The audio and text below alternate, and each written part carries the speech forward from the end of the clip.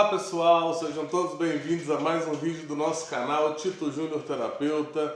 Sou eu quem vos falo. Eu quero agradecer a todos que estão aí do outro lado, curtindo, se inscrevendo, deixando o seu joinha, compartilhando, ativando o sininho. Quero que saibam que esse processo de vocês aí de curtirem, compartilharem, isso aí pode ajudar, né, a vida de muitas pessoas. Isso pode fazer com que esse vídeo, que o YouTube entenda que esses vídeos são úteis, que esses vídeos são importantes e que eles devem ser disseminados aí a mais e mais pessoas, né? Então assim, não deixem, né? É o famoso ditado aí, venha ajudar se ajudando, né? Então assim, a gente leva a mensagem a outras pessoas através desse canal, né? Então é muito importante, né, que vocês ajudem a divulgá-lo, tá bom, pessoal? Então, pessoal, hoje nós vamos falar aí de um tema muito complexo, né? Um tema que traz muita dor, né? Que traz muita dificuldade aí a muitas famílias, a muitos dependentes químicos. A internação involuntária, né? Quando internar, quando não internar, né? Como que é o processo ali dessa internação involuntária, o que a família deve fazer, o que a família deve buscar. Então, pessoal, mais uma vez eu quero deixar claro aqui para vocês que a internação, principalmente a internação involuntária, ela é apenas uma das ferramentas de trabalho, de tratamento à dependência química. Existe aí todo um processo de tratamento psicoterápico, ambulatorial, né, que grupos de mútua ajuda, as igrejas, né, as organizações sociais que desenvolvem aí um bom trabalho relacionado à dependência química. Por isso que eu sempre busco, insisto naquela tecla, família, busque ajuda o quanto antes, né, busque informações, busque profissionais sérios para ajudarem, né, nesse processo. Logo no início, identificou que existe algum problema relacionado ao álcool, às outras drogas, né, começou a sofrer, né, em decorrência desses males ali, busque ajuda, busque informação, leiam bastante. Existem aí vários livros, várias pesquisas, né, de autores muito sérios, de pessoas assim, engajadas, né, em trazer uma resposta para essas famílias, né? Então busquem essa ajuda. Então, pessoal, como que funciona a internação involuntária? A internação involuntária, ela funciona normalmente através de clínicas privadas, clínicas particulares, né? Essa internação é uma internação que ela tem uma modalidade diferente das internações voluntárias das comunidades terapêuticas que eu já expliquei, né? Existem as internações voluntárias, que são normalmente em fazendas, a partir de associações, onde o paciente vai com as próprias pernas, né? Normalmente é dessa forma, a família leva, ele aceita se tratar, se internar, aonde essas OS, né, essas fazendas, ela tem um corpo clínico um pouco menor, né, dentro do seu quadro ali de funcionários, que a lei não os obriga, né, a ter, né, psiquiatra, psicólogo. Normalmente essas comunidades, elas buscam apoio no município ou profissionais que fazem esse trabalho de forma voluntária.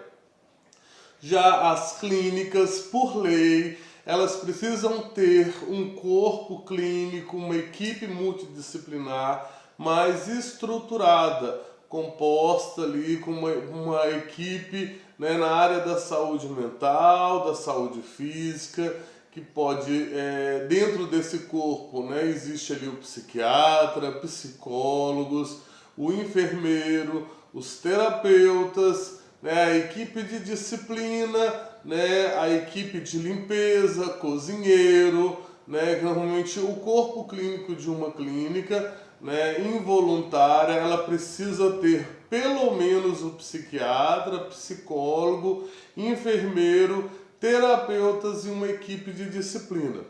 É bom deixar claro, gente, que clínica de tratamento à dependência química não é hospital psiquiátrico. Então já vou entrar logo nesse ponto.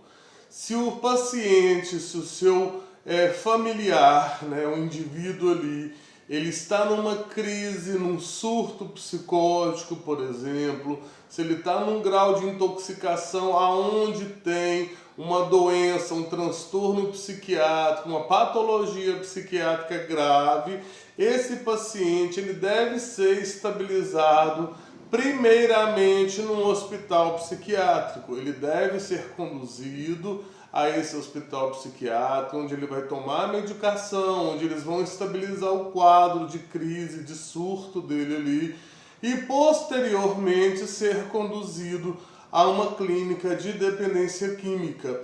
Até porque, né, a partir da lei antimanicomial, existe um tempo limite ali, né, para os pacientes ficarem nos hospitais psiquiátricos e clínicas também, né?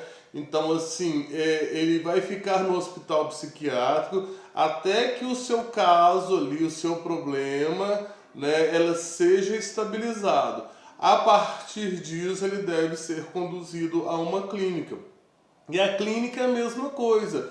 Existe ali fundamentos que embasam a proposta terapêutica de cada clínica. Ela tem essa liberdade. Olha, o tratamento vai ser de 3 meses, o tratamento vai ser de 6 meses, o tratamento vai ser de 1 ano e 2 meses. Ótimo, né? Mas ele precisa ser embasado ali no início, no meio, né? E num processo ali de ressocialização, de reinserção social, finalizando aquele tratamento.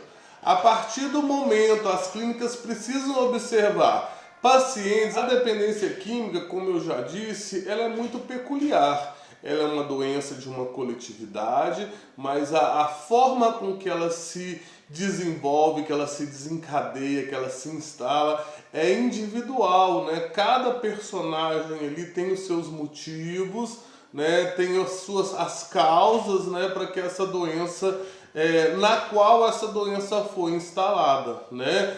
Uns por alguns transtornos, né, psiquiátricos, uns, né, pelo uso abusivo, né, colocando ali numa situação de risco a questão social ou comportamental, outros por algum transtorno psicológico, uns por uma falta de espiritualidade, de preencher aquele vazio existencial, outros por todos esses motivos, né, pela herança genética ali de algum familiar, né? Então, assim, precisa ser estudado o caso.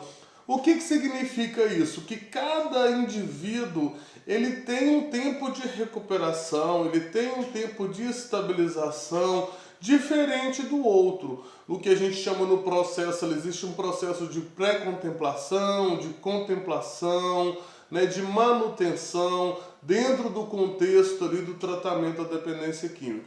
É claro que se deve respeitar o cronograma, a proposta terapêutica de cada clínica. Por quê?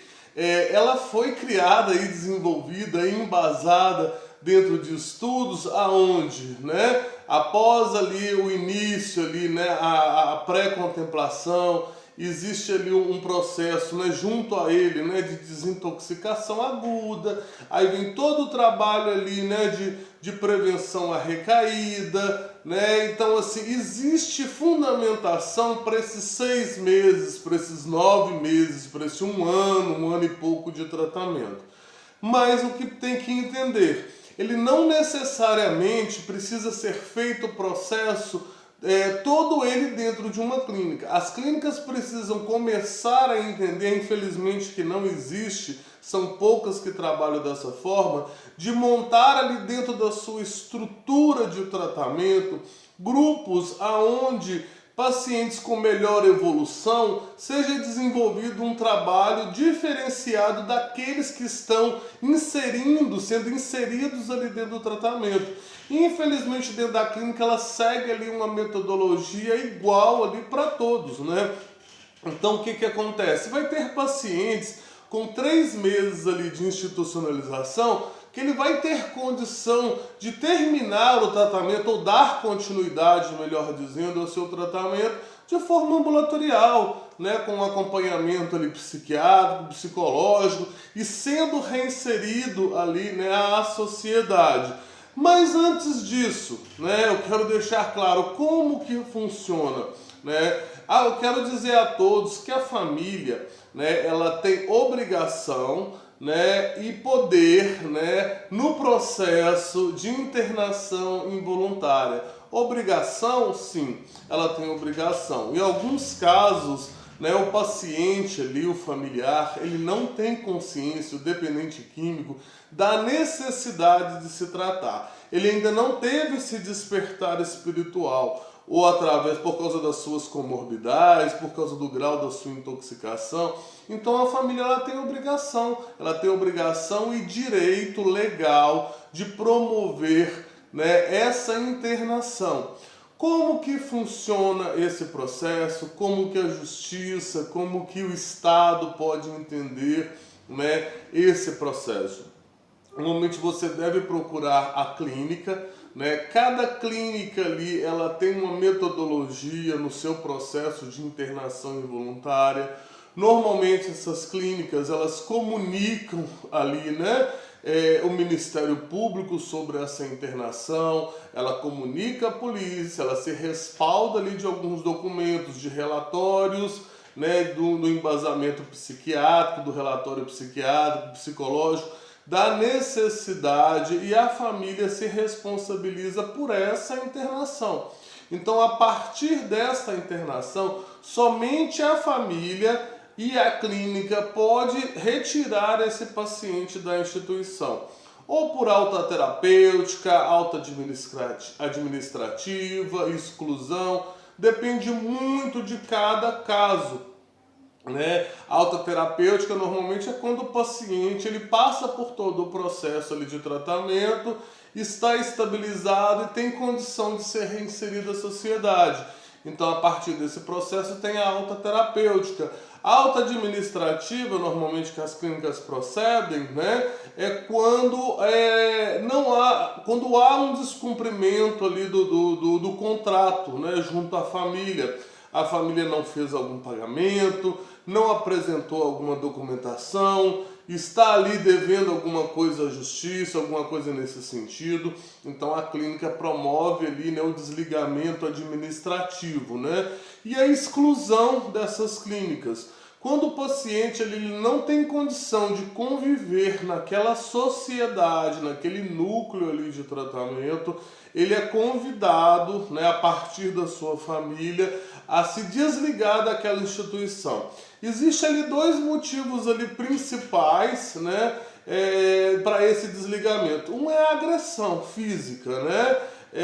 Precisa haver, né, um respeito ali, é lógico, estão tratando com pessoas com comorbidades, transtornos psiquiátricos, num grau de intoxicação, então a clínica vai fazer de todas as formas para que não aconteça, né, nenhuma agressão, nenhuma briga entre os internos ali, de interno a equipe, né? Então assim, esse paciente ele vai ser analisado, se precisar de uma medicação um pouquinho mais forte, né? Eles vão a partir ali, né, de uma prescrição psiquiátrica, lembrando que toda medicação dentro da clínica ela só pode ser administrada se houver antes uma prescrição psiquiátrica, né? Existem as medicações de emergência e existem aquelas medicações já prescritas no processo de tratamento do dependente químico. Então assim, a clínica não tem autonomia por si, né, sem antes ter essa prescrição de pegar uma medicação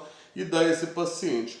Outro caso ali, né, de exclusão, né, que precisa ser observado, porque existem algumas leis, né, que regem o trabalho de respeito, né, às condições sexuais, né, às crenças e outras questões mais, mas a questão sexual é uma coisa assim de grande importância, muito séria dentro das instituições, né? Depois eu vou falar mais lá na frente, mas quando você tira a droga, né, do indivíduo ali dentro de uma instituição, uma das características ali, né, por exemplo, das comorbidades, um dos transtornos ali que quase todo dependente químico tem, né, que é o transtorno obsessivo compulsivo.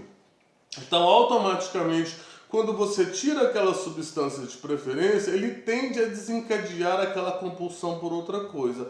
Ou pelo alimento, ou a pessoa fala demais, ou a pessoa ela tende a delinquir, roubar, ficar agressiva, ela costuma desenvolver essa compulsão pelo sexo, né? Então assim, e dentro das instituições precisa haver um respeito com relação à sexualidade. Né? Então, assim, algumas vezes, né, a gente tem que tomar cuidado aqueles pacientes assim, que tiver uma condição sexual, né, homossexual, né, que ela for colocada dentro de uma instituição de tratamento masculina, ela poderá ser tratada sim, né? Não existe nada que impeça uma pessoa com uma condição sexual, né, diferente, alternativa, não sei se essa é a expressão, de se tratar no meio, né, de uma comunidade heterossexual. Não tem problema nenhum. Dentre que, né, esse indivíduo ele respeite, né, a sexualidade, ele tenha um comportamento ali, né, um comportamento ético dentre os outros pacientes. Porque, como eu disse, né, o dependente químico ele tem vários transtornos, né, ele tem vários problemas e quando usa a droga, quando tem aquela intoxicação, esses transtornos eles afloram, né? Esses transtornos eles tomam uma proporção muito grande. Então, normalmente, quando eu falei essa compulsão pela sexualidade, então assim, existem alguns transtornos sexuais graves. Então, você pegar um paciente ali, inserir ele dentro de uma instituição onde ele tem um transtorno sexual grande, é complexo, né? Eu não posso colocar em risco, a clínica vai se embasar nisso, eu não posso colocar em risco o tratamento de outras pessoas. Mas a clínica vai tentar de todas as formas, dentro da sua equipe técnica ali, uma forma de entendimento, uma forma de adaptação, onde a pessoa, mesmo do sexo masculino, mas que tenha, né, um gênero diferente, que ela consiga se tratar ali, né? Antes disso, eu preciso falar como que é o processo. Então você deve procurar uma clínica, processo de internação. Você deve procurar uma clínica, saber das suas regras, como que funciona, antes até disso, né? Quando eu devo internar, né? Então assim, isso é muito fácil de saber, né? É muito fácil de se identificar, mesmo aquelas famílias com uma codependência muito grande, né? É fácil pelo seguinte motivo: normalmente o paciente que ele precisa ser internado de forma involuntária é aquele paciente que não quer se tratar de forma nenhuma. Normalmente, quando a família já tem essa intenção, é aquele paciente que ele já extrapolou todas as regras sociais, as regras familiares, ele começou a delinquir, né, roubar, brigar, ter confusões. Ele começou a usar a droga de uma forma assim incontrolável, onde ele está colocando em risco ali a sua saúde física, complicando mais ainda a sua saúde mental, complicando mais e adoecendo ali todo o seu contexto familiar, né, e da sua vizinhança. As pessoas já não conseguem ter aquele convívio, que as famílias e a sociedade têm um entendimento: olha, se aquela pessoa não se internar, ela vai morrer. Né? Existe um ditado aí, né, que para esses casos, se não internar, se não buscar ajuda, né, é cadeia ou cemitério. Né? Então, assim, infelizmente, tem que falar dessa forma, né? Porque o grau de adoecimento, a pessoa se coloca em risco, ela começa a comprar drogas fiado, né? Ela começa a roubar, praticar furtos. E algumas pessoas na sociedade, ou melhor, a maioria das pessoas na sociedade, não entendem a dependência química como uma doença, né? Entende ali como um transtorno de comportamento, né? Onde a pessoa ali normalmente, desculpa a expressão, mas é um vagabundo, né?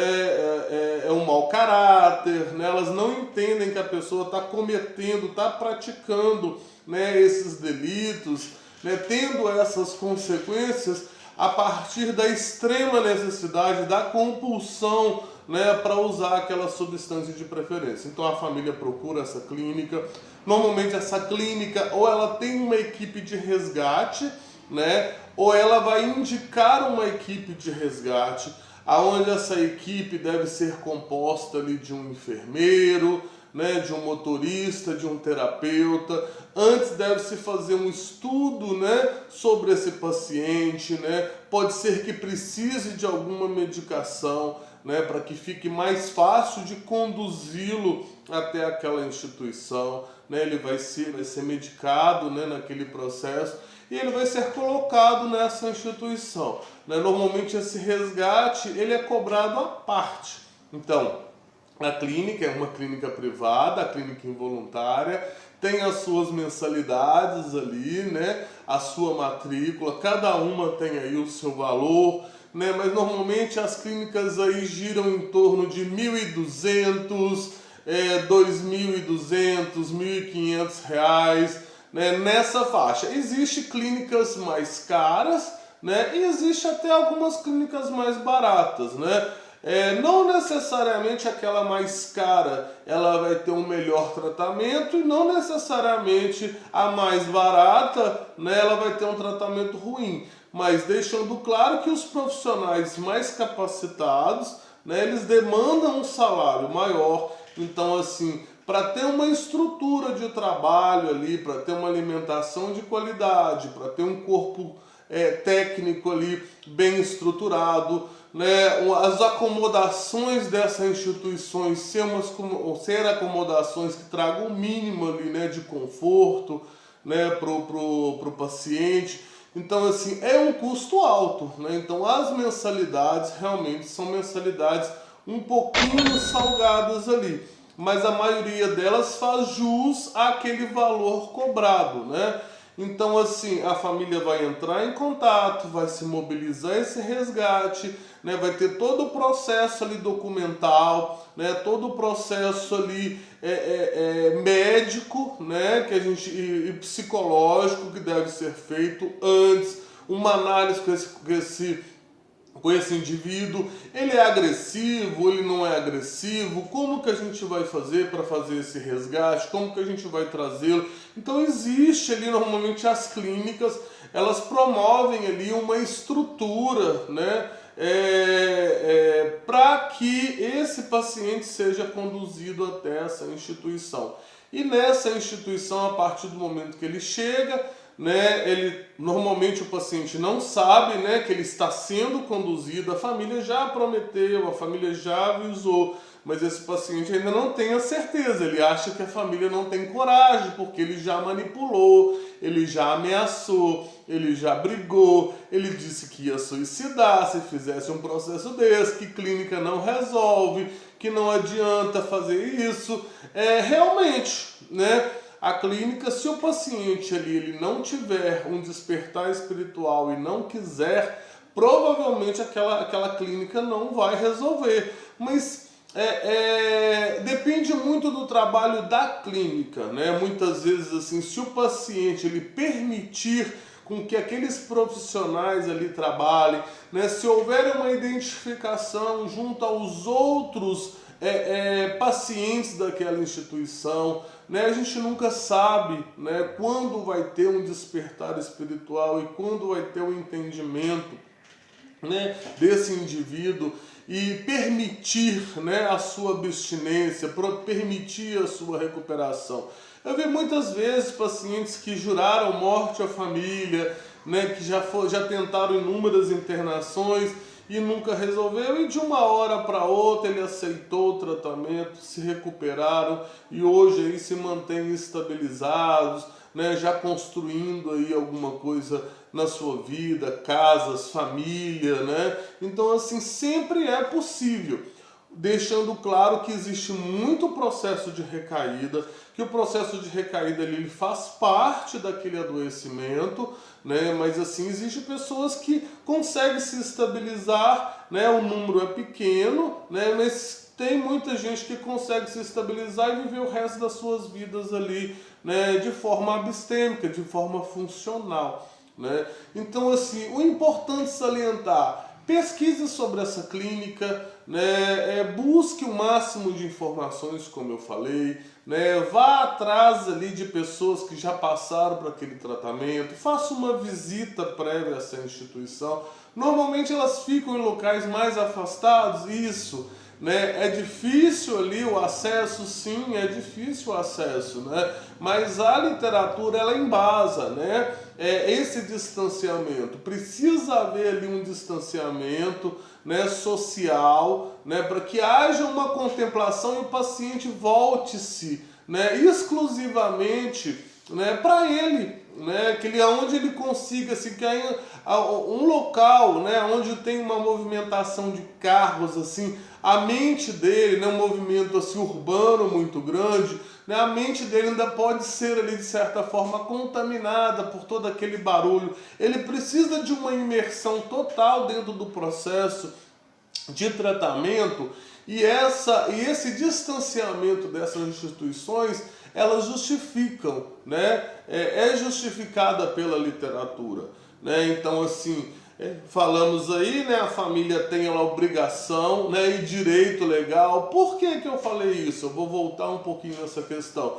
Porque assim, muitas vezes, igual eu disse, o paciente ele não tem consciência da necessidade, então a família precisa agir, né? Algumas vezes também, o que pode acontecer? A partir de um crime, por exemplo, o teu filho pega o carro da família, sai aí drogado, né, e atropela alguma pessoa, mata alguma pessoa. A família pode ser responsabilizada, né, judicialmente por ali. Ela cedeu aquele carro, ela tinha consciência, né, que aquele dependente químico ali, né, que aquele indivíduo, ele precisava de tratamento, ele não estava nas suas condições físicas e mentais adequadas, né, padrão, vamos dizer assim, normais. Eu acho que não existe normal, né, mas assim, a família ela tem as suas obrigações e o Estado pode responsabilizar aquela família por algum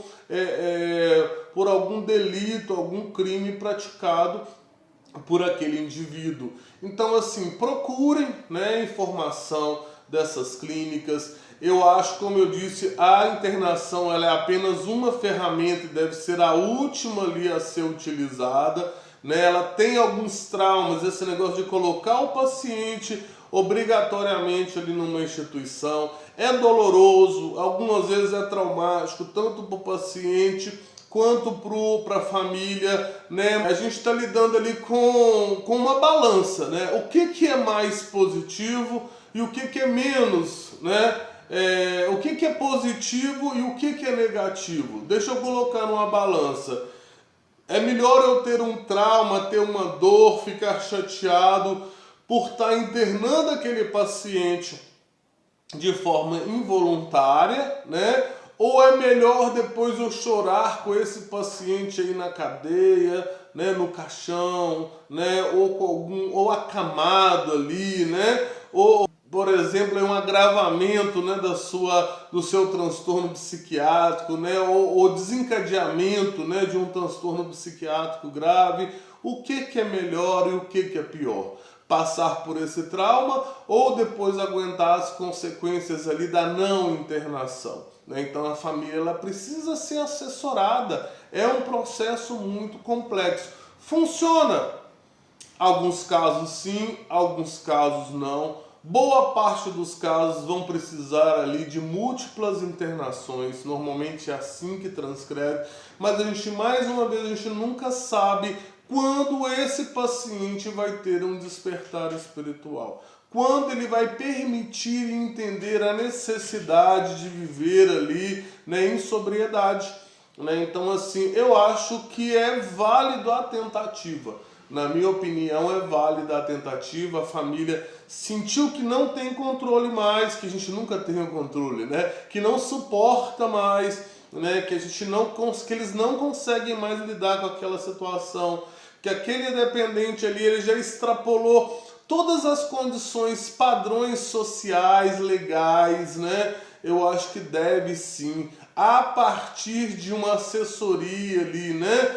De um profissional na área da saúde mental, né? Ela deve buscar sim o tratamento involuntário, né? E a partir disso, já procurando, né, desde esse início de internação, né, uma rede de proteção aqui fora, para quando esse paciente sair dessa internação, que ele possa dar continuidade ao seu tratamento. O que acontece é que muitas vezes, né, o paciente ele cai de paraquedas dentro da instituição, depois termina o prazo dele lá dentro, né, ele recebe a sua alta, joga ele aqui fora de paraquedas novamente, e ele vai passar por preconceito, a falta de trabalho, né, as dificuldades sociais aí todas que tem o nosso país, as desconfianças familiares, né, e sociais. Então assim, e normalmente, olha, ele passou lá, ele está curado. Lembrando, dependência química não tem cura.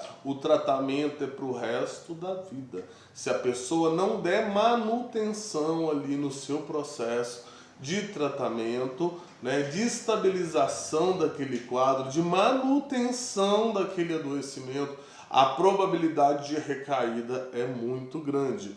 Então, pessoal, o vídeo está ficando um pouquinho grande, eu teria muita coisa, tenho muita coisa para falar ainda a respeito da internação involuntária, né? Mas deixem aqui seus comentários, né? Alguém que tiver mais alguma dúvida, que quiser saber mais alguma coisa, eu vou deixar o meu telefone da minha equipe, né? Se caso vocês quiserem tá falando, tirando alguma dúvida, tem os e-mails, né? E quem gostou, se foi esclarecedor, se conseguiu ajudar alguém aí, deixe seu like, né? Se inscreva no canal, ative o sininho e compartilhe. Compartilhe com aquela família, de repente assim, tem alguém que precisa ouvir alguma mensagem, uma vizinha que sofre com o filho dela, uma irmã, né? Manda esse vídeo ali para elas ali, né? Talvez ali de alguma forma isso aí traga ali, né, o despertar espiritual familiar também.